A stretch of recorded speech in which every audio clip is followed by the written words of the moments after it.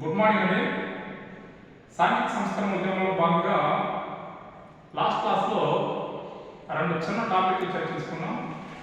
అందులో ఒకటి పండిత రమాబాయి, అలాగే డికే కార్వే, వాళ్ళిద్దరి గురించి చర్చించుకున్నాం. పోటీ పరీక్షలో బాగా రిపీట్ అండి, ఒకసారి చూడాలి దాన్ని. ఇవాళ దానికి కంటిన్యూషన్ మరొక టాపిక్ అండి. దాని పేరు ఏంటంటే Bankim Chandra Chatterjee. Bankim Chandra Chatterjee. So very important అండి.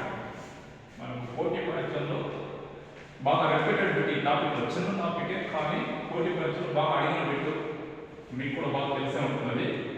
బంకిం చంద్ర చటర్జీ ఏంటి, ప్రత్యేకత ఏంటి అని అంటే మనకి ఇప్పుడైతే గుర్తొచ్చే ఆన్సర్ ఏంటంటే వందే మాతర గేయాన్ని సృష్టించారు. బాగా గుర్తుపెట్టుకోవాలి, వందే మాతర గేయం. గీతం వేరు, గేయం వేరు, రెండింటికి డిఫరెన్స్ మనం బాగా గుర్తుపెట్టుకోవాలి. గీతం వేరు, గేయం వేరు. గీతం వేరు, గేయం వేరు. సో ఈ రెండింటిలో వందే మాతర గేయం బంకిం చంద్ర చటర్జీ రచించాడు. దీని భారత ప్రభుత్వం ఎప్పుడు తీసుకుందంటే 1950 జనవరి 24న భారత ప్రభుత్వం స్వీకరించింది. Year important, date important. జాతీయ గీతం లేదు, బాగా గుర్తుపెట్టుకోవాలి. జాతీయ గీతం లేదు, జాతీయ గేయం లేదు. వందే మాతర గేయం 1950 జనవరి 24 ఆ రోజున భారత ప్రభుత్వం దీన్ని స్వీకరించింది. ఆ డేట్ కూడా ఇంపార్టెంట్. అలాగే ఈయనలో ఇంకేమైనా పెట్టున్నాయా అని ఏంటంటే ఆనంద మఠ్, ఇది వెరీ ఇంపార్టెంట్. ఆనంద మఠ్, ఆనంద మఠ్ అని ప్రకటించారు ఒక పుస్తకం.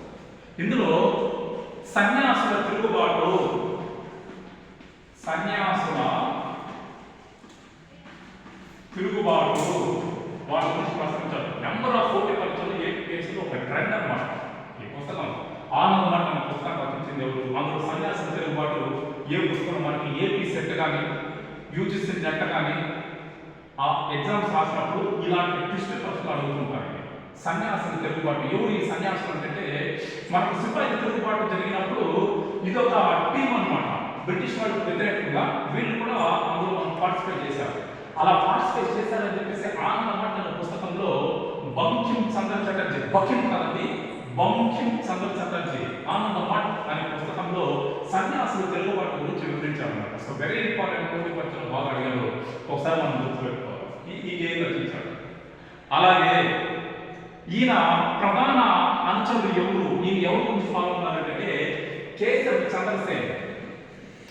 కేశవ్ చంద్రసేన్ ఇతను బాగా ఫాలో అయ్యాడు. ఈ ప్రభావం ఈయన మీద బాగా కనిపిస్తుంది బంకిం చంద్ర చటర్జీ. అందుకని ఏం చేశారంటే కుల వ్యవస్థను ఖండించాలి. కుల వ్యవస్థను ఖండించాలి. అలాగే సనాతన బ్రాహ్మణ సిద్ధాంతాన్ని వ్యతిరేకించాలి. ఈ రెండు అంశాలు బాగా గుర్తుపెట్టుకోవాలి. సనాతన బ్రాహ్మణ సిద్ధాంతాన్ని వ్యతిరేకించారు. నేను ప్రధానంగా వచ్చిన కాన్సెప్ట్ ఎక్కడ కనిపిస్తారు అంటే ఆనంద మఠ్ అనే పుస్తకంలో ఇవి రెండింటి చేశారు. ఫస్ట్ కుల వ్యవస్థను ఖండించాడు, దాని తర్వాత బ్రాహ్మణ సిద్ధాంతాలు, సనాతన బ్రాహ్మణ సిద్ధాంతాన్ని ఖండించాడు. సో ఈయన తోచినంత వరకు ఈయన సమాజంలో కొద్దిగా మార్పు తీసుకురావాలి, ప్రజల్లో కొద్దిగా మార్పు తీసుకురావాలి, కొంచెం మోడరైజ్ చేయాలని చెప్పేసి తనకు నచ్చిన సిద్ధాంతాన్ని ఈయన ప్రచారం చేయడం జరిగింది. అందులో మనకు ప్రధానంగా భారతదేశ జాతీయ గేయం వందే మాతర గేయం, అలాగే ఆయన రచించిన పుస్తకం ఆనంద మఠ్, సన్యాసుల తిరుగుబాటు జరిగింది. ఇలా సాంఘిక సంస్కరణ ఉద్యమాల్లో ఒక కీలకమైన వ్యక్తి మనకి బంకిం చంద్ర చటర్జీ.